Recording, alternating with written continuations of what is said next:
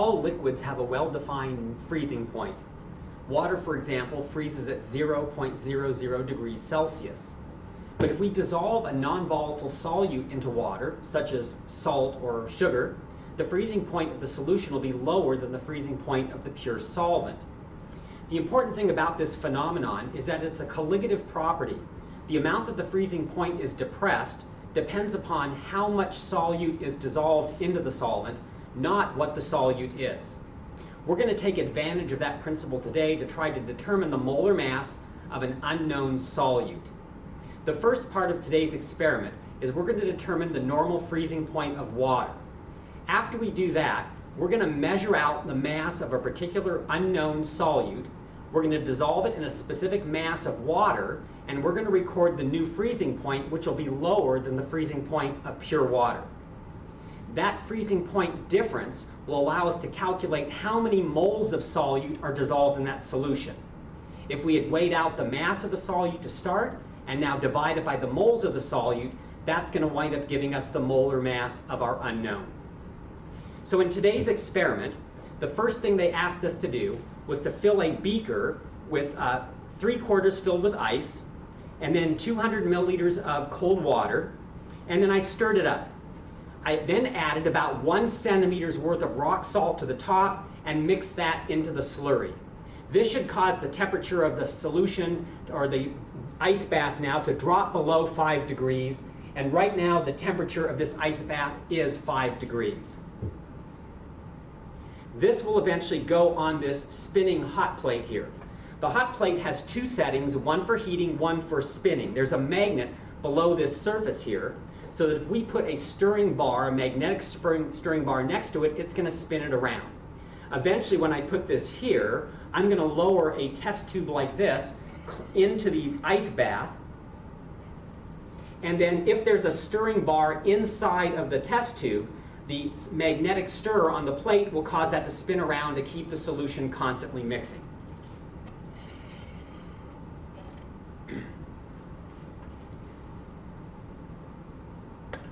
So the ice bath is now in place.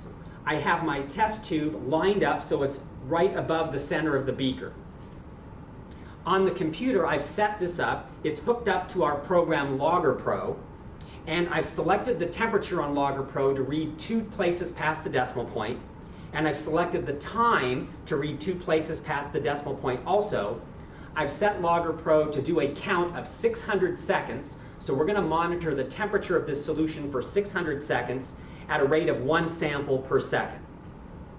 So I then took, this is now step 7, I took 20 milliliters of deionized water, I placed it into my small test tube, and then I got a 2-prong clamp.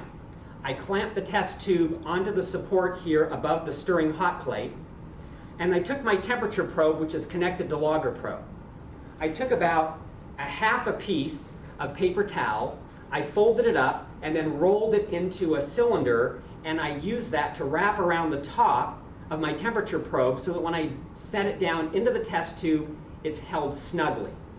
The tip of the temperature probe is about 8 to 10 centimeters below the surface of the liquid, and the temperature probe is not touching the walls at all. So I'm going to now set this down into the ice bath, and I'm going to watch the temperature on Logger Pro. And when the temperature drops down to between 5 and 10 degrees, I'm going to start collecting data, and we'll do a data collection for 600 seconds. As I lower this into the ice bath, notice that the level of the liquid here is going to have to be completely submerged below the level of the ice bath. Otherwise, the solution will not be completely cooled to the temperature of the ice bath. The temperature on Logger Pro is now recording at about 10 degrees. And when it drops another degree or so, I'm going to start collecting. So here we go. Let's collect now. And so now we're going to collect for 600 seconds, and we're going to watch the graph created as the liquid water cools from 9 degrees down to the freezing point of water. Logger Pro is now collecting the temperature of the solution every second. I started collecting right below 10 degrees Celsius, so it began at 8.26 degrees Celsius. and the temperature is dropping, and then it shows a graph of the temperature versus time on the right side. So we're going to watch for 10 minutes as the temperature of pure water cools. As it cools, when it gets to the freezing point, the temperature should level out, and we should be able to have a horizontal line on our graph which would indicate to us the freezing point of water.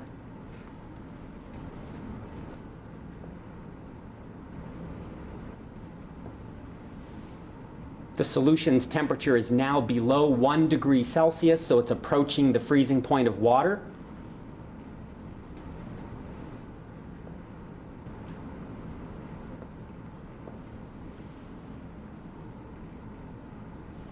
Now after 200 seconds, the temperature has dropped below -2 degrees. You can see on Logger Pro that the graph adjusted itself so you could read the lower temperatures.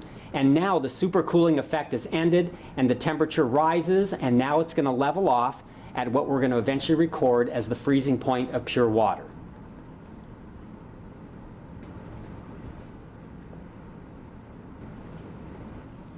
Logger Pro has been recording temperatures for about 580 seconds now, and you can see the solution has remained freezing during the final end of this procedure. When it gets to 600 seconds, Logger Pro will automatically turn off and the stop button will turn to green.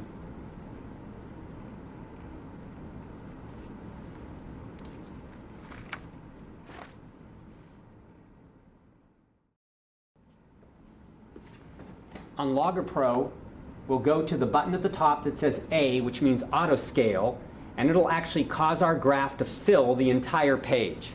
This makes it easier to see what was going on. At the beginning of the experiment, the liquid water was cooling at a fairly constant rate. As it reached the freezing point, it underwent the phenomenon of supercooling, and then the temperature popped back up and remained constant for the final 350 seconds or so during the experiment. What we want to do is determine what is that average value for the freezing point of water. So what's the average temperature over the last part of this graph? So what I'm going to do is I'm going to select the linear part of the graph. And what I'm going to do is I'm going to move my cursor over towards the beginning of the linear part of the graph, hold down the mouse, and slide that all the way to the right, and select as much of that linear region as I can. I've only selected the linear region because I want to know the average value for the freezing point of water. I don't want to get the supercooling. I don't want to get the temperatures when the liquid water is actually cooling down. If I release that, I'm now going to go to the top of Logger Pro to the Statistics button, and when I press the Statistics button, it's going to tell me what the average temperature is for the water during this range that I've selected. On Logger Pro, it's showing us the mean temperature during this range, and it says -0.05579. That's written with too many digits. Our temperature probes normally are accurate to the hundredths place, so if we round this answer to the hundredths place, it would be -0.0, and then I round up to a 6. This is going to be what our temperature probe believes is the freezing point of water, and this is what you're going to enter in your data table. So if you can turn to your data table, and in the first part of the experiment where it says freezing point of water, you're going to enter -0.06 degrees Celsius. Now that we've completed the first part of the experiment and determined the freezing point of pure water, we're now going to prepare a solution with an unknown solute dissolved in it. Step number 13 asks you to write down your unknown number, and we have unknown number 2 we're going to be using today. These unknowns are sugars, and the unknowns today, there's 3 possibilities. Their formulas are given in the introduction, and you can calculate their theoretical molar masses. The reason you're going to want to do that is that we're going to be able to predict the molar mass experimentally of this sugar from this second part of the experiment, and we'll try to see which one it most closely aligns with. Step number 14 asks to measure out 20 milliliters of deionized water, and we've done that. The next step, step number 15, asks us to take our extra large test tube that's been cleaned and dried, place it in a 250 milliliter beaker, and place it on an analytical balance.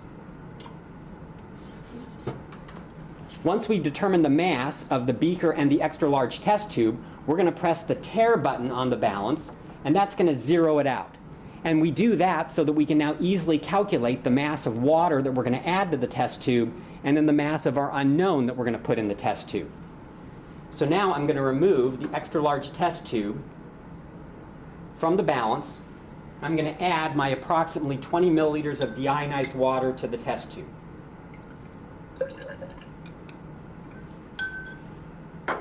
This will now go back on the analytical balance, and we're going to determine the mass of the water we're going to be using to make this particular solution. The balance reads 20.5376 grams. So in your data table, for mass of water, enter 20.5376 grams. Now that we've recorded the mass of water that we're going to use to make our solution, we're going to press the tare button one more time. That's going to set the beaker, the water, and the test tube to 0. So now when I add my solid to this, we're going to be able to calculate the exact mass of our solid solute that's going to be used to prepare the solution. Next, we're going to remove the extra large test tube and the beaker from the balance, and now we're going to add our unknown to the water. And we're going to add as much of the unknown as possible. If it all doesn't go in there, that's okay. All that's really important is that we actually know the mass of the unknown solute that's going to be mixed together to eventually make this solution. The balance reads 7.1265 grams. So in your data table, for mass of unknown solid, enter 7.1265 grams.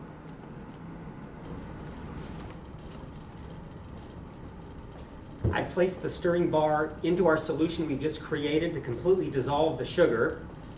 Our ice bath is still at a temperature below -5 degrees. So I'm going to place our temperature probe into the solution, secure it with the paper towel so that it's submerged possibly 8 centimeters below the surface of the liquid and not touching any of the side of the test tube. Place our ice bath on the stirring hot plate and submerge this so that all of the liquid goes below the level of the ice in the ice bath. And now we're going to watch the temperature, and when the temperature of our solution gets below 10 degrees, we're going to start collecting data.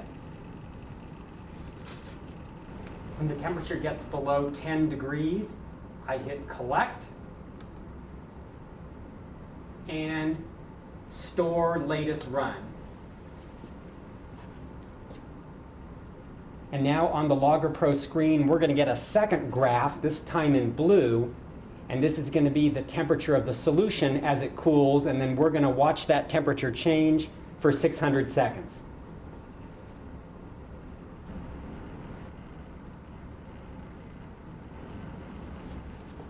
As the temperature of our solution approaches 0, keep in mind that because this is not pure water, it's now a solution, the freezing point is going to wind up being lower than that of pure water.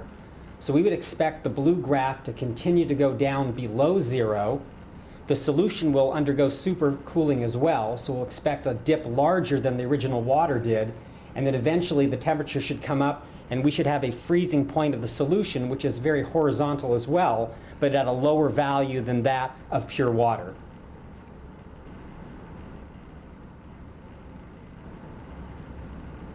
The y-axis only goes down to -3 degrees, so if our solution is going to wind up having temperatures lower than -3, Logger Pro will adjust it, shift up the graph, and allow you to see the blue line continuing below -3 degrees. There it goes now.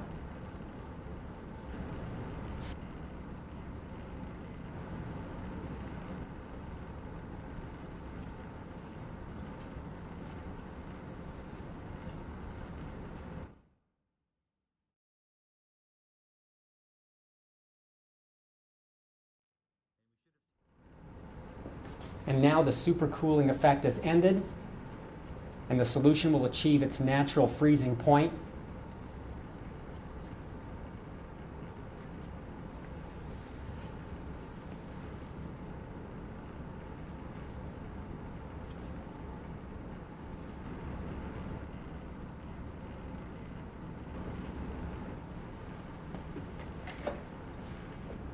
So the time period is coming to an end. And once it gets to 600 seconds, then we're going to select the horizontal region at the end of the graph and calculate, or have LoggerPro calculate what the average freezing point is of this solution.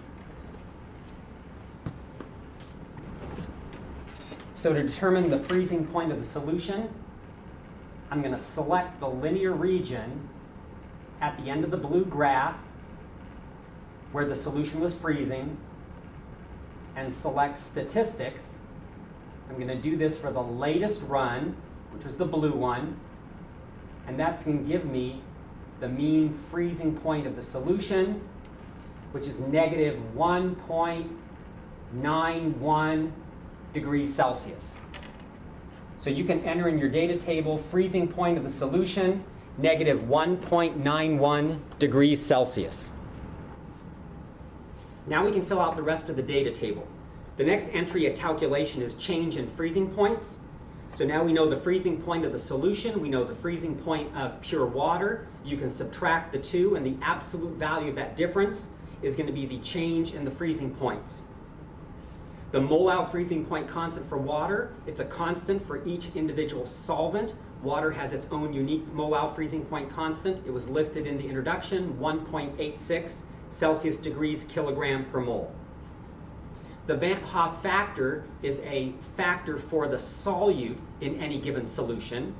Because electrolytes either ionize or dissociates into multiple particles per formula unit or per molecule, the Van Hoff factor tells how many ions an individual solute will dissociate into or ionize into when it's dissolved in water.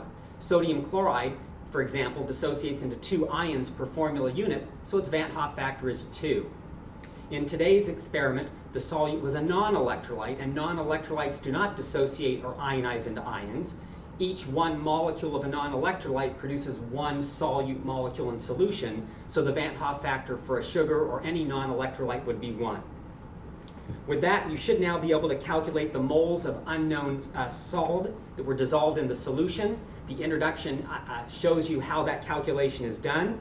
And then in the final step, to get the molar mass of the unknown solute, we determined its mass earlier in the experiment. So you divide the mass of the unknown solute by the moles of the unknown solute, and that will give you its molar mass.